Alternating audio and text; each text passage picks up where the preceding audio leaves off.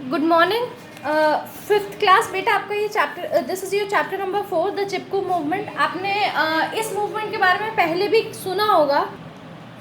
ये मूवमेंट कब हुई थी? जब बहुत ज़्यादा पेड़, एक गांव की बात है ये, जब बहुत ज़्यादा पेड़ कट रहे थे तो लोगों ने क्या किया, एक सुंदरलाल बहुगुणा के नाम से एक आदमी था। उन्होंने क्या किया, पेड़ को कटने से रोकने के लिए उन्होंने पेड़ को हक करना शुरू कर दिया, पेड़ को गले लगा लिया, ताकि जो भी पेड़ काट रहा है वो जो मशीन्स लेकर आए थे पेड़ काटने के लिए वो पेड़ को ना काट पाए। तो उसी मूवमेंट को जब ये बहुत ज़्यादा मात्रा में होने लगा, मतलब हर गांव में ऐसे ही होने लगा जहाँ पर भी पेड़ कट रहे थे, तो इसको चिपकू मूवमेंट का नाम दे दिया। और इसी के बारे में आपका जो चैप्टर नंबर 4 है ये इसी मूवमेंट के बारे में आपको बताएगा। ठीक है, फर्स्ट क्वेश्चन क्या है, look at these pictures of the bird. पहले आप इन पिक्चर्स को देखो और इनका नाम बताना है आपको। ठीक है, कौन सा बर्ड है आपको पहचानना है इनको, और फिर आपको बताना है कि कौन कौन सी बर्ड्स हैं। इनके नाम आपको यहाँ पर नीचे ब्लैंक दिया हुआ है, इसके अंदर लिखने हैं। ओके, और इसके साथ आप क्या करेंगे, आपको यहाँ ओरली क्वेश्चंस दिए हुए हैं कि आपने कभी बर्ड को देखा है, कहाँ देखा है, जो भी आपको क्वेश्चन दिए आपको आंसर यहीं पर छोटा छोटा करके लिख देना है। ठीक है, let's start with the chapter. The word Chipko literally means embrace, यानी चिपकू का मतलब क्या होता है, टू एम्ब्रेस, यानी किसी को हक करना, किसी को प्यार करना। This word Indeed means hugging the trees in protest. और इसका मतलब क्या था, क्यों इसको चिपकू बोला गया, क्योंकि सबने ट्रीज को हक कर लिया था, वो अपने ट्रीज से बहुत ज़्यादा प्यार करते थे और उनको कटते हुए नहीं देखना चाहते थे, इसीलिए उन्होंने सबने ट्रीज को हक कर लिया। Putting their own body between them and the contractors और wood cutters और wood cutters axes। और क्या किया कि पेड़ और जो wood cutters वहाँ पर थे, यानी जो लकड़ी काटने वाले थे या जो भी कॉन्ट्रैक्टर थे जिनको लकड़ी काटने का कॉन्ट्रैक्ट मिला था, उसके बीच में अपनी खुद की बॉडी रख दी कि आपको अगर पेड़ काटना है तो पहले आप हमें काटिए। The Chipko movement which is collective name use to refer the number of such struggles gained nationwide attraction and inspired many other ecological movement in India। और क्या हुआ, जब चिपकू मूवमेंट मतलब बहुत ज़्यादा मात्रा में नेशन वाइड यानी पूरे देश में फैलने लगा, तो इसको बहुत ज़्यादा अट्रैक्शन मिली, लोग इसकी तरफ बहुत अट्रैक्ट हुए कि ऐसा मतलब आप कैसे अपने एनवायरनमेंट की रक्षा कर सकते हो। और उसके बाद कई इकोलॉजिकल मूवमेंट जो इंडिया में हुई, यानी इकोनॉमिक बोल रही हूँ, इकोलॉजी मतलब एनवायरनमेंट को बचाने के लिए बहुत सारी मूवमेंट को इससे इंस्पिरेशन मिली कि कैसे हम अपने एनवायरनमेंट को बचा सकते हैं। Since long the Himalayan region had always been explored for its natural wealth. ठीक है, और बहुत टाइम तक हिमालय रीजन जो है उसको भी एक्सप्लॉइट किया गया नेचुरल वेल्थ के लिए, मतलब उसके पास जो वेल्थ है, नेचुरली हर किसी के पास वेल्थ है, जैसे ट्रीज़ के पास है अपने, जैसे हम ट्रीज़ का इस्तेमाल कर सकते हैं, उसकी वुड का इस्तेमाल कर सकते हैं कई चीज़ों में। और एक्सप्लॉइट करना मतलब उसका ओवर यूज़ करना। हम ट्रीज़ का इतना यूज़ करने लगे लकड़ी का कि हमने ट्रीज़ की मात्रा ही अर्थ से ख़त्म करनी शुरू कर दी, तो ये क्या होने लग गया, एक्सप्लॉइटेशन होने लग गया।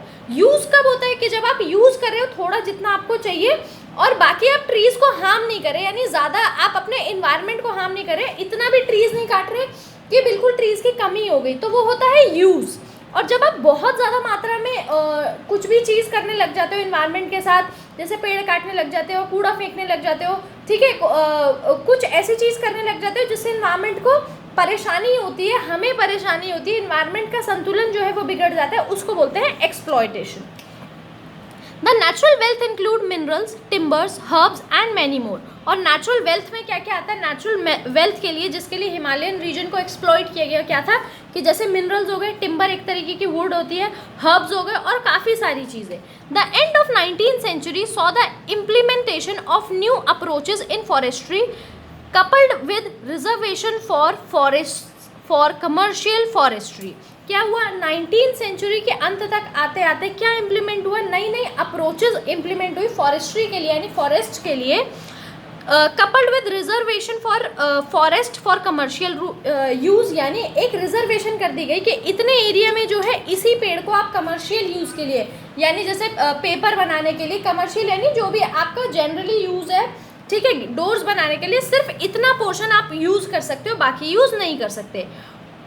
cause disruption in age-old symbolic relationship between the natural environment and the rural peasant both in Kumaon and Garhwals। ठीक है। और क्या हुआ, जब आपको 19th सेंचुरी तक आते आते क्या हुआ, फॉरेस्ट को रिजर्वेशन दे दी, जिससे क्या है कि जो इतना पुराना रिलेशनशिप था लोगों का, रूलर पीसेंट्स का, यानी जो भी पेड़ों के आसपास, जंगल के आसपास लोग रहते हैं, माली रहते हैं, बाकी लोग रहते हैं, उनके लिए तो सब कुछ फॉरेस्ट ही है।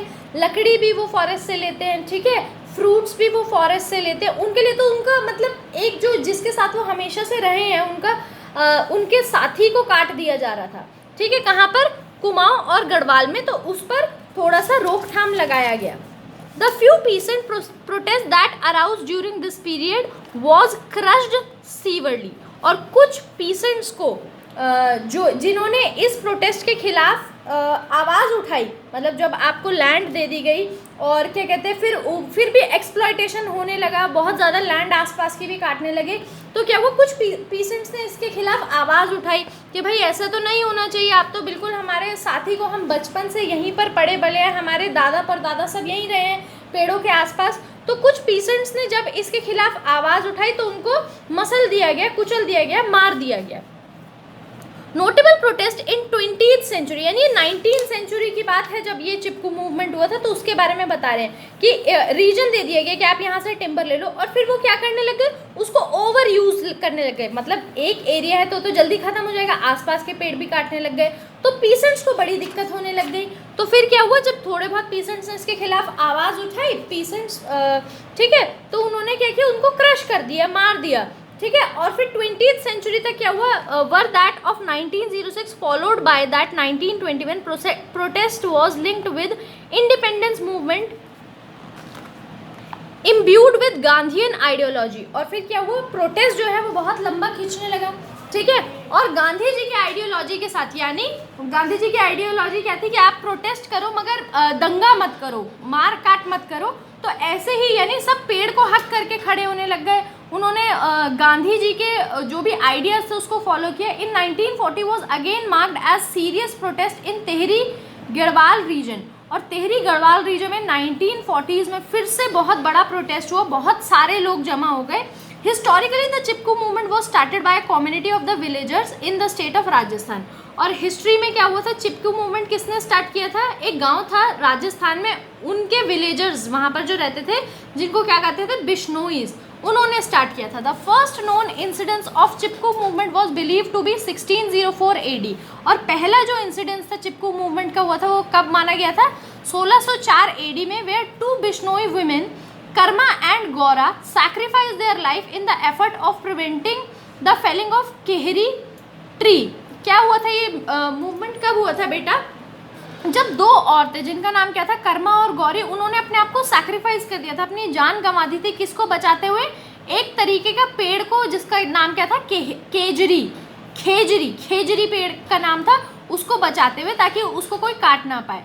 विच in Rajasthan are treated with a great reverence. और उसको बहुत रिस्पेक्ट मिली कि दो औरतों ने अपनी जान गंवा दी पेड़ को बचाते हुए। दस स्टार्टेड द मूवमेंट। और उसके बाद वहाँ पर मूवमेंट स्टार्ट हो गई and had made Bishnois the pioneers of environment and wildlife reservation in India।